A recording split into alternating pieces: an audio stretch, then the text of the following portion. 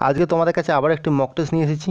এটা 3 নম্বর mock test. এর আগে তোমাদেরকে মক টেস্ট 1, 2 করিয়ে দিয়েছি। তোমরা যদি না দেখে থাকো অবশ্যই ডেসক্রিপশনে লিঙ্ক দেওয়া আছে, সেখান থেকে গিয়ে তোমরা দেখে নাও। শুরু করছি। দেখো, প্রথম প্রশ্ন হচ্ছে, গুরু নানক পুরস্কার কোন খেলার সঙ্গে যুক্ত? প্রথম প্রশ্ন হচ্ছে, গুরু নানক পুরস্কার কোন খেলার সঙ্গে যুক্ত? আশা করি তোমরা এর রাইট অ্যান্সার দিতে পারবে। এর অপশান এতে আছে পুরুষ হকি, অপশান বি মহিলা hockey, option C badminton, option D হচ্ছে টেনিস। এর মধ্যে রাইট অ্যান্সার কী হবে? এর মধ্যে রাইট অ্যান্সার হবে মহিলা হকি। অর্থাৎ গুরু নানক এই পুরস্কার দেওয়া হয় হচ্ছে মহিলা হকিতে দেওয়া হয়। এর পাশাপাশি তোমরা মনে রাখবে যে হকি বিশ্বকাপ চালু হয়, যেটা হচ্ছে 1971 সাল থেকে। খুব ইম্পর্টেন্ট পয়েন্ট, যে হকি বিশ্বকাপ সেটা কত সাল থেকে শুরু হয়, অর্থাৎ প্রথম হকি বিশ্বকাপ কত সালে, সেরকম প্রশ্নটা এরকম আসতে পারে। সেটা কি 1971 সালে হচ্ছে প্রথম হকি বিশ্বকাপ। আর এখানে কি বললাম, গুরু নানক পুরস্কার কোন খেলার সঙ্গে যুক্ত? গুরু নানক পুরস্কার হচ্ছে মহিলা হকির সঙ্গে যুক্ত। এর পরের প্রশ্ন দেখো, পরের প্রশ্ন হচ্ছে, ভারতীয় নাগরিকত্ব পেতে হলে বিদেশিদের অন্তত ভারতে কত বছর বাস করতে হবে? অর্থাৎ বিদেশিরা ভারতীয় নাগরিক হতে গেলে তাদের কত বছর বাস করতে হবে এখানে? অপশান এ দেখো 7 বছর, অপশান বি 10 বছর, অপশান সি 5 বছর, অপশান ডি হচ্ছে 3 বছর। এর মধ্যে রাইট অ্যান্সার কী হবে? এর মধ্যে রাইট অ্যান্সার হবে হচ্ছে 5 বছর। অর্থাৎ 5 বছর থাকতে হবে বিদেশিদের, তারপর ভারতীয় নাগরিকত্ব পাবে। এর পরের প্রশ্ন দেখো, সিপাহী বিদ্রোহের প্রথম শহীদ কে ছিলেন? আশা করি তোমরা রাইট অ্যান্সার সকলে দিতে পারবে। অপশান এ দেখো নানা সাহেব, অপশান বি দ্বিতীয় বাহাদুর শাহ, অপশান সি মঙ্গল পাণ্ডে, অপশান ডি উপরের কেউই নয়। এর মধ্যে রাইট অ্যান্সার কী হবে? সিপাহী বিদ্রোহের প্রথম শহীদ, সিপাহী বিদ্রোহের প্রথম শহীদ হচ্ছে মঙ্গল পাণ্ডে। মঙ্গল পাণ্ডে হচ্ছে সিপাহী বিদ্রোহের হচ্ছে প্রথম শহীদ। এর পাশাপাশি তোমরা মনে রাখবে সিপাহী বিদ্রোহ কত সালে হয়েছিল? 1857 সালে সিপাহী বিদ্রোহ হয়েছিল। সিপাহী বিদ্রোহ কত সালে হয়েছিল? 1857 সালে হয়েছিল, তাই তো? 1857 সালে সিপাহী বিদ্রোহ হয়েছিল। এই সিপাহী বিদ্রোহকে কী বলা হয়? মহাবিদ্রোহ বলা হয়। সিপাহী বিদ্রোহকে আর এক নামে কী বলা হয়? মহাবিদ্রোহ। পরের প্রশ্ন দেখো, বলছে পূর্ণা নদীটি কার উপনদী? এই পূর্ণা নদীটি কার উপনদী? অপশান এ দেখো Krishna, option B Narmada, option C Kaveri, option D Tapti. এর মধ্যে রাইট অ্যান্সার কী হবে? পূর্ণা নদীটি কার উপনদী? পূর্ণা নদীটি হচ্ছে তাপ্তি নদীর উপনদী। পূর্ণা কি? তাপ্তি নদীর উপনদী। এর পরের প্রশ্ন দেখো, বলছে ভারতে কত সালে ইন্টেলিজেন্স ব্যুরো গঠিত হয়, অর্থাৎ আইবি গঠিত হয়? এখানে তোমরা এর পুরো নামটা দেখে নিয়ে রাখবে, আইবির পুরো নাম, এবং কত সালে আইবি গঠিত হয়, অর্থাৎ ভারতে কত সালে গঠিত হয় আইবি। অপশান এ দেখো 1887, অপশান বি হচ্ছে 1948, অপশান সি হচ্ছে 1978, অপশান ডি হচ্ছে 1960। এর মধ্যে রাইট অ্যান্সার কী হবে? এর মধ্যে রাইট অ্যান্সার হবে হচ্ছে 1887 সালে। 1887 সালে হচ্ছে আইবি গঠিত হয়, অর্থাৎ ইন্টেলিজেন্স ব্যুরো গঠিত হয়। পরের প্রশ্ন, জাতীয় নৌবাহিনী দিবস কবে পালিত হয়? তোমাদেরকে জানিয়ে রাখি, তোমাদের কিন্তু মিনিমাম 2টো দিবস পরীক্ষায় আসবেই। জাতীয় নৌবাহিনী দিবস, জাতীয় নৌবাহিনী দিবস কবে পালন করা হয়? অপশান এ হচ্ছে 4ই ডিসেম্বর, অপশান বি 4ই নভেম্বর, অপশান সি হচ্ছে 7ই ডিসেম্বর, অপশান ডি হচ্ছে 1ই নভেম্বর। রাইট অ্যান্সার কী হবে?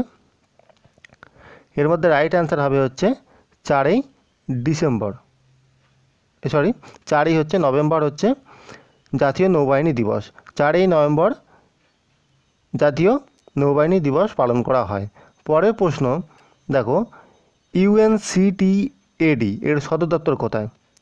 তোমাদের যে সদর দপ্তর বলতে যেসব সংস্থা রয়েছে জাতিসংঘের, সেই সব সংস্থার সদর দপ্তর তোমাদের পরীক্ষায় এই টপিকটা খুবই ইম্পর্টেন্ট, যেখান থেকে একটা আসবেই। ইউএনসিটিএডি এর সদর দপ্তর কোথায়? অপশান এ দেখো রিয়ম, অপশান বি হচ্ছে Paris, option C Geneva, option D Vienna. এর মধ্যে রাইট অ্যান্সার কী হবে? এর মধ্যে রাইট অ্যান্সার হবে হচ্ছে জেনেভা। জেনেভা হচ্ছে ইউএনসিটিএডি এর সদর দপ্তর। এবার এখানে আর একটা যেটা আমাদের পাশাপাশি জেনে রাখতে হবে, ইউএনসিটিএডি এর পুরো নাম কি? এর পুরো নাম কি? United Nation Conference on Trade and Development. কী বললাম? United Nation Conference on Trade and Development. এরপরে প্রশ্ন দেখো, এরপরে প্রশ্ন হচ্ছে সংবাদ সংস্থা এএফপি কোন দেশের? সংবাদ সংস্থা এএফপি এটি কোন দেশের? অপশান এ দেখো Australia, option B Argentina, option D America যুক্তরাষ্ট্র, আর অপশান ডি হচ্ছে ফ্রান্স। এর মধ্যে রাইট অ্যান্সার কী হবে? 8 নম্বর প্রশ্নের রাইট অ্যান্সার, এর মধ্যে রাইট অ্যান্সার হবে হচ্ছে ফ্রান্স, অর্থাৎ এএফপি এটা হচ্ছে ফ্রান্স দেশের সংবাদ সংস্থা। হচ্ছে গভীর, অপশান ডি টাকলামাকান। এর মধ্যে রাইট অ্যান্সার কী হবে? বিশ্বের বৃহত্তম মরুভূমি বলেছে, আশা করি তোমরা সকলে রাইট অ্যান্সার দিতে পারো। বিশ্বের বৃহত্তম মরুভূমি হচ্ছে সাহারা। এখানে যদি বলতো ভারতের বৃহত্তম, সেক্ষেত্রে আমরা কী করতাম? সর। এর পাশাপাশি আর একটা মনে রাখবে খুব ইম্পর্টেন্ট, যেটা আছে গোবি মরুভূমি। গোবি মরুভূমি কোথায় অবস্থিত? গোবি মরুভূমি হচ্ছে ম্যাঙ্গালিয় অবস্থিত। গোবি মরুভূমি কোথায়? ম্যাঙ্গালিয়। এরপরে দেখো যে প্রশ্নটি রয়েছে হচ্ছে লোকসভার অধ্যক্ষ যেটাকে বলা হচ্ছে অধ্যক্ষ কখন তার ভোটের অধিকার প্রয়োগ করেন? লোকসভার অধ্যক্ষ কখন তার ভোটের অধিকার প্রয়োগ করে, অর্থাৎ লোকসভার অধ্যক্ষ কখন ভোট দিতে পারে সেটাই বলা হচ্ছে। অপশান এ দেখো যখন খুশি, অপশান বি হচ্ছে যখন সংসদ চায়, অপশান সি যখন উভয় পক্ষের ভোট সমান হয়, অপশান ডি হচ্ছে যখন তার দল নির্দেশ দেয়। এর মধ্যে রাইট অ্যান্সার কী হবে? এর মধ্যে রাইট অ্যান্সার হবে যখন উভয় পক্ষের ভোট সমান হয়, অর্থাৎ উভয় পক্ষের ভোট যখন সমান হয়, অর্থাৎ সংখ্যাগরিষ্ঠ ভোটের নিরিখে, তখন হচ্ছে লোকসভার স্পিকার ভোট দিয়ে থাকে। এখানে তোমরা কমেন্টে জানাও বর্তমানে লোকসভার স্পিকার কে রয়েছে, অর্থাৎ অধ্যক্ষ। লোকসভার স্পিকার বা অধ্যক্ষ বর্তমানে কে রয়েছে, তোমরা অবশ্যই কমেন্ট করে জানাও। পরের প্রশ্ন, এনকেফালাইটিস রোগ মানবদেহের কোন অংশ ক্ষতিগ্রস্ত হয়? এনকেফালাইটিস রোগে মানবদেহের কোন অংশ ক্ষতিগ্রস্ত হয়? অপশান এ দেখো ফুসফুস, অপশান বি হচ্ছে মস্তিষ্ক, অপশান সি যকৃৎ, অপশান ডি হচ্ছে বৃক্ক। এর মধ্যে রাইট অ্যান্সার কী হবে? এর মধ্যে রাইট অ্যান্সার হবে হচ্ছে মস্তিষ্ক। এনকেফালাইটিস এই রোগটি কোথায় হয়? মানবদেহের হচ্ছে মস্তিষ্কে হয়। পরের প্রশ্ন দেখো, পরম শূন্যের মান কত, অর্থাৎ পরম শূন্য যে উষ্ণতা আমরা বলি তার মান কত? অপশান এ দেখো -273 ডিগ্রি সি, অপশান বি হচ্ছে 0 ডিগ্রি সি, অপশান সি হচ্ছে -273 ডিগ্রি এফ, অর্থাৎ ফারেনহাইটের কথা বলেছে, আর সেলসিয়াস স্কেল, কেলভিয়ান স্কেল তিনটেই দিয়েছে, তোমরা একটু খেয়াল করে দেখে নেবে। এরপরে রয়েছে দেখো অপশান ডি -273 ডিগ্রি কে, অর্থাৎ তোমরা যদি এখানে -273 ডিগ্রি এই উত্তরটাও জানো, সেক্ষেত্রে কিন্তু তোমরা যদি পরীক্ষায় এরকম অপশান দেয় কনফিউশনে পড়বে, কেননা এখানে দেখো ফারেনহাইট এই সেলসিয়াস স্কেল দিয়েছে, এখানে দেখো ফারেনহাইট স্কেল দিয়েছে, এখানে হচ্ছে কেলভিন স্কেল দিয়েছে। এর মধ্যে রাইট অ্যান্সার কী হবে? দেখো পরম শূন্য উষ্ণতার মান হচ্ছে -273 ডিগ্রি সি, অর্থাৎ সেলসিয়াস স্কেলে যদি বলা হয় সেক্ষেত্রে কিন্তু -273 ডিগ্রি সি সেলসিয়াস স্কেলে। এর পাশাপাশি মনে রাখবে তোমরা ফারেনহাইট স্কেলে, যেটা হচ্ছে 459.4 ফারেনহাইট, 459 তোমার হচ্ছে 4 ডিগ্রি ফারেনহাইট, এটা হচ্ছে পরম সূক্ষ্মতার মান ফারেনহাইট স্কেলে। আর যদি তোমার সেলসিয়াস স্কেলে বলে -273 ডিগ্রি সি, তোমরা এটা মনে রাখবে। এরপরে প্রশ্ন দেখো, লেবুর রসে কী থাকে? লেবুর রসে vitamin A, vitamin B, vitamin C, vitamin D এই 4টে অপশান রয়েছে। এর মধ্যে রাইট অ্যান্সার কী হবে? লেবুর রসে কী থাকে, অর্থাৎ কোন ভিটামিন থাকে লেবুর রসে? লেবুর রসে থাকে হচ্ছে ভিটামিন সি, লেবুর রসে থাকে হচ্ছে ভিটামিন সি। এর পাশাপাশি তোমরা মনে রাখবে যে ভিটামিন সি এর রাসায়নিক নাম কি? ভিটামিন সি এর রাসায়নিক নাম হচ্ছে অ্যাসকর্বিক অ্যাসিড। আর ভিটামিন সি এর অভাবে কী রোগ হয় তোমরা জানো অবশ্যই, ভিটামিন সি এর অভাবে হচ্ছে স্ক্যারবি রোগ হয়। ভিটামিন সি এর অভাবে কী হয়? স্ক্যারবি। পরের প্রশ্ন দেখো, আকাশে বিদ্যুৎ ঝলক দেখার কিছুক্ষণ পরে মেঘের গর্জনের শব্দ শোনা যায়, এর কারণ কি? অপশান এ দেখো শব্দের বেগ আলোর বেগের চেয়ে বেশি, অপশান বি আলোর বেগ শব্দের বেগের চেয়ে বেশি, অপশান সি শব্দের বেগ ও আলোর বেগ সমান, অপশান ডি উপরের কোনোটি নয়। এর মধ্যে রাইট অ্যান্সার কী হবে? এর মধ্যে রাইট অ্যান্সার কী হবে তোমরা জানাও।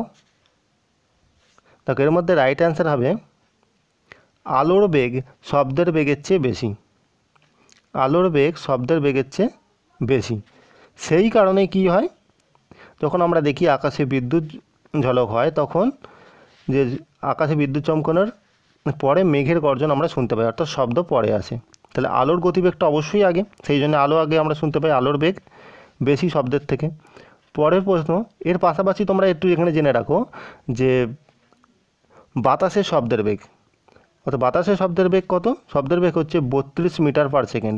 মিটার পার সেকেন্ডে হচ্ছে 32 মিটার পার সেকেন্ড বাতাসে।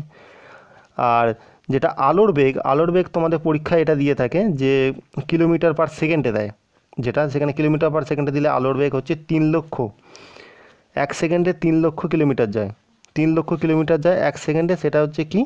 সেটা যায় হচ্ছে তোমার আলো যাচ্ছে 3 লক্ষ কিলোমিটার 1 সেকেন্ডে। আর যেটা আমরা শব্দের বেগ বলছি, শব্দ যাচ্ছে হচ্ছে 32 মিটার যাচ্ছে 1 সেকেন্ডে, 1 সেকেন্ডে হচ্ছে 32 মিটার যায়। এরপরে প্রশ্ন দেখো, অয়েল অফ ভিট্রিয়ল কি? অয়েল অফ ভিট্রিয়ল কি? অপশান এ দেখতে পাচ্ছ HNO3, option B H2SO4, option C HCl, option D H3PO4। Oil of vitriol কি?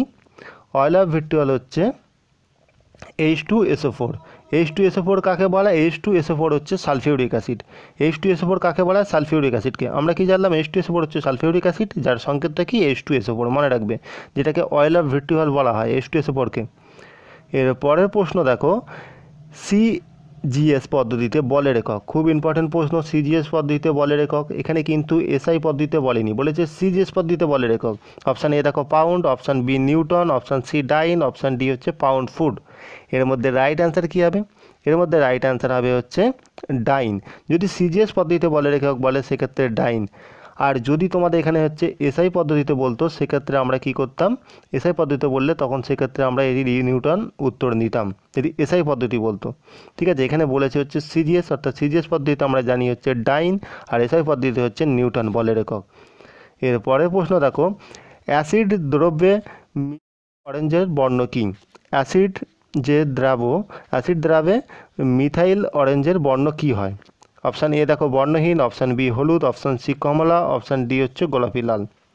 এর মধ্যে রাইট অ্যান্সার কী হবে? এর মধ্যে রাইট অ্যান্সার হবে হচ্ছে গোলাপি লাল হয়। যে অ্যাসিড দ্রাবে মিথাইল অরেঞ্জ যদি বর্ণ, সেটা হচ্ছে গোলাপি লাল হয়ে যায়। পরের প্রশ্ন দেখো, বলছে পঞ্চতন্ত্র কার রচনা? খুব ইম্পর্টেন্ট, অনেক কবার পরীক্ষায় এসেছে তোমরা জানো যে পঞ্চতন্ত্র কার রচনা। অপশান এ দেখো Kalidas, option B Vishnu Sharma, option C Bharavi, আর অপশান ডি হচ্ছে হর্ষবর্ধন। এর মধ্যে রাইট অ্যান্সার কী হবে? পঞ্চতন্ত্র হচ্ছে বিষ্ণু শর্মা রচিত। পঞ্চতন্ত্রকার পঞ্চতন্ত্র হচ্ছে বিষ্ণু শর্মা রচিত। এর পরের প্রশ্ন দেখো, লোকসভার স্পিকারকে পদচ্যুত করতে হলে কতদিন তাকে নোটিশ দিতে হয়, অর্থাৎ কতদিন আগে? অর্থাৎ লোকসভার যে স্পিকার যিনি থাকেন, যেটাকে আমরা একটুকে অধ্যক্ষ বলছিলাম, অধ্যক্ষ আর স্পিকার একজন একই ব্যক্তি। লোকসভার স্পিকারকে পদচ্যুত করতে হলে কতদিন আগে নোটিশ দিতে হয়? অপশান এ দেখো 10 দিন, অপশান বি হচ্ছে 14 দিন, অপশান সি হচ্ছে 20 দিন, অপশান ডি 25 দিন। এর মধ্যে রাইট অ্যান্সার কী হবে? এর মধ্যে রাইট অ্যান্সার হবে হচ্ছে 14 দিন, অর্থাৎ 14 দিন আগে লোকসভার স্পিকারকে নোটিশ দিতে হবে তাকে হচ্ছে পদচ্যুত করার থেকে, অর্থাৎ পদ থেকে বহিষ্কৃত করার জন্য 14 দিন আগে কিন্তু লোকসভার স্পিকারকে নোটিশ দিতে হবে। এখানে তোমরা এর পাশাপাশি মনে রাখবে যে লোকসভা অর্থাৎ পার্লামেন্ট গঠিত কী কী? লোকসভা, রাজ্যসভা এবং হচ্ছে রাষ্ট্রপতি নিয়ে হচ্ছে পার্লামেন্ট গঠিত। এবং এর মধ্যে যে উচ্চ কক্ষ, আমাদের দুটো কক্ষ রয়েছে, একটা হচ্ছে উচ্চকক্ষ, একটা নিম্নকক্ষ। উচ্চকক্ষ যেটা হচ্ছে রাজ্যসভা, এবং নিম্নকক্ষ হচ্ছে যেটা হচ্ছে আমাদের এই লোকসভা। এই লোকসভা হচ্ছে কিন্তু অস্থায়ী কক্ষ, আর স্থায়ী কক্ষ হচ্ছে রাজ্যসভা, মনে রাখবে। এই লোকসভার হচ্ছে কার্যকালের মেয়াদ হচ্ছে 5 বছর, আর রাজ্যসভার কার্যকালের মেয়াদ হচ্ছে 6 বছর। ঠিক আছে, এখান থেকে যদি আমরা খুঁটিয়ে জানি অনেক প্রশ্ন বেরোয়, কিন্তু সেগুলো আমাদের সকলগুলোই জানতে হবে। পরের প্রশ্ন দেখো, বিধান পরিষদের সদস্য হতে গেলে ন্যূনতম কত বছর বয়স হতে হবে? অপশান এ দেখো 30 বছর, অপশান বি 25 বছর, অপশান সি 18 বছর, অপশান ডি হচ্ছে 35 বছর। এর মধ্যে রাইট অ্যান্সার কী হবে? এর মধ্যে রাইট অ্যান্সার হবে হচ্ছে 30 বছর। বিধান পরিষদের সদস্য হতে হলে ন্যূনতম বয়স হতে হবে 30 বছর। এখানে তোমাদেরকে জানতে চাইব, বিধান পরিষদ এটা উচ্চকক্ষ না নিম্নকক্ষ? আমরা যেমন আমাদের দেশের হচ্ছে মধ্যে উচ্চকক্ষ নিম্নকক্ষ পেলাম, এটা রাজ্যের ক্ষেত্রে যেমন দুটো কক্ষ থাকে, উচ্চকক্ষ নিম্নকক্ষ। ঠিক আছে, এর মধ্যে উচ্চকক্ষ হচ্ছে বিধান পরিষদ। বিধান পরিষদ হচ্ছে উচ্চকক্ষ, আর নিম্নকক্ষ হচ্ছে বিধানসভা। ঠিক আছে, মনে রাখবে।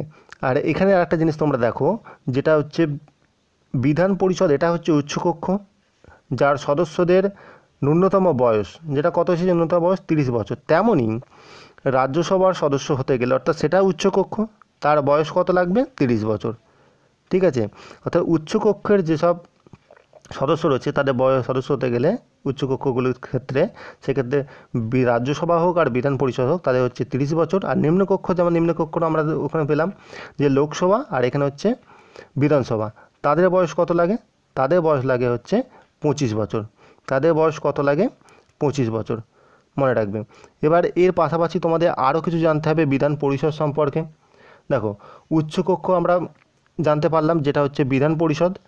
এবার আর একটা প্রশ্ন আছে খুব ভাইটাল, যেটা এখান থেকে বিধান পরিষদ আমরা তো জানি সকল স্টেটে নেই, যেমন আমাদের পশ্চিমবঙ্গের ক্ষেত্রে যদি দেখি সেখানে শুধুমাত্র বিধানসভা রয়েছে, বিধান পরিষদ নেই, তাই তো।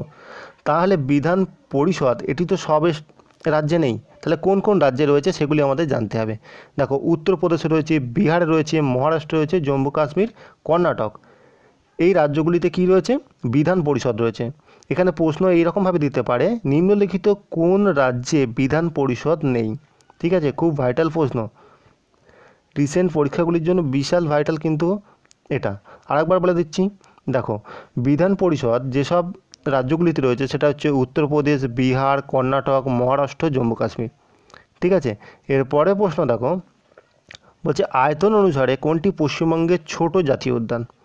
আয়তন অনুসারে কোনটি পশ্চিমবঙ্গের ছোট জাতীয় উদ্যান। অপশান এ দেখো জলদাপাড়া জাতীয় উদ্যান, option B Buxa tiger reserve, আর অপশান সি হচ্ছে গরুমারা জাতীয় উদ্যান, অপশান ডি হচ্ছে সিঙ্গলীলা জাতীয় উদ্যান। এর মধ্যে রাইট অ্যান্সার কী হবে, এর মধ্যে রাইট অ্যান্সার হবে হচ্ছে সিঙ্গলীলা জাতীয় উদ্যান। সিঙ্গলীলা জাতীয় উদ্যান এটি কি, সিঙ্গলীলা জাতীয় উদ্যান হচ্ছে পশ্চিমবঙ্গের মধ্যে সবচেয়ে ছোট জাতীয় উদ্যান। এর পরের প্রশ্ন দেখো, কোন রাজ্যের 3টি রাজধানী রয়েছে। কারেন্ট অ্যাফেয়ার্স কিন্তু খুব ইম্পর্টেন্ট, কোন রাজ্যের 3টি রাজধানী রয়েছে, কোন রাজ্যের 3টি রাজধানী রয়েছে। এর মধ্যে অপশান এ দেখো তেলেঙ্গানা, অপশান বি হচ্ছে Madhya Pradesh, option C Andhra Pradesh, option D Punjab. এর মধ্যে রাইট অ্যান্সার কী হবে, এর মধ্যে রাইট অ্যান্সার হবে হচ্ছে অন্ধ্রপ্রদেশ। অর্থাৎ অন্ধ্রপ্রদেশ এই রাজ্যের 3টি রাজধানী, যেটা 2020-তে কিন্তু এটা ঠিক করা হয়েছে তোমাদের 2020 কারেন্ট অ্যাফেয়ার্স। অন্ধ্রপ্রদেশের 3টি রাজধানী করা হয়েছে, সেগুলি কী কী, অমরাবতী, বিশাখাপত্তনম আর কর্নুল। কী কী বললাম, অমরাবতী, বিশাখাপত্তনম, কর্নুল, যেটা হচ্ছে অন্ধ্রপ্রদেশের 3টে রাজধানী করা হয়েছে। খুব ইম্পর্টেন্ট প্রশ্ন। অপশান এ দেখো Kolkata, option B Hyderabad, option C Bangalore, option D হচ্ছে চেন্নাই। এর মধ্যে রাইট অ্যান্সার কী হবে, এর মধ্যে রাইট অ্যান্সার হবে হচ্ছে বেঙ্গালুরু। বেঙ্গালুরু কোন রাজ্যে অবস্থিত, বেঙ্গালুরু হচ্ছে কর্ণাটকে অবস্থিত। বেঙ্গালুরু হচ্ছে কোন রাজ্যে অবস্থিত, সেটা হচ্ছে বেঙ্গালুরু হচ্ছে কর্ণাটকে। 107তম ইন্ডিয়ান সায়েন্স কংগ্রেস এখানে আয়োজন করা হয়েছিল। এরপরে প্রশ্ন দেখো, ভারতের জাতীয় ভোটার দিবস কবে পালিত হয়। ভারতের জাতীয় ভোটার দিবস কবে পালন করা হয়, খুব ইম্পর্টেন্ট কিন্তু এই দিবসটি, তোমাদের বারবার বলছি পরীক্ষায় কিন্তু মিনিমাম 2টো দিবস আসবেই। এর মধ্যে দেখো অপশান এ হচ্ছে 25শে জানুয়ারি, অপশান বি হচ্ছে 27শে জানুয়ারি, অপশান সি হচ্ছে 24শে জানুয়ারি, অপশান ডি হচ্ছে 26শে জানুয়ারি। এর মধ্যে রাইট অ্যান্সার কী হবে, এর মধ্যে রাইট অ্যান্সার হবে হচ্ছে 25শে জানুয়ারি। 25শে জানুয়ারি হচ্ছে ভোটার দিবস পালন করা হয়। এই ছিল তোমাদের কাছে নিয়ে আসা আজকের মক টেস্টের ক্লাস। আশা করি তোমাদের খুবই হেল্প হয়েছে এবং তোমরা নতুন নতুন প্রশ্নের নতুন নতুন উত্তর জানতে পেরেছো।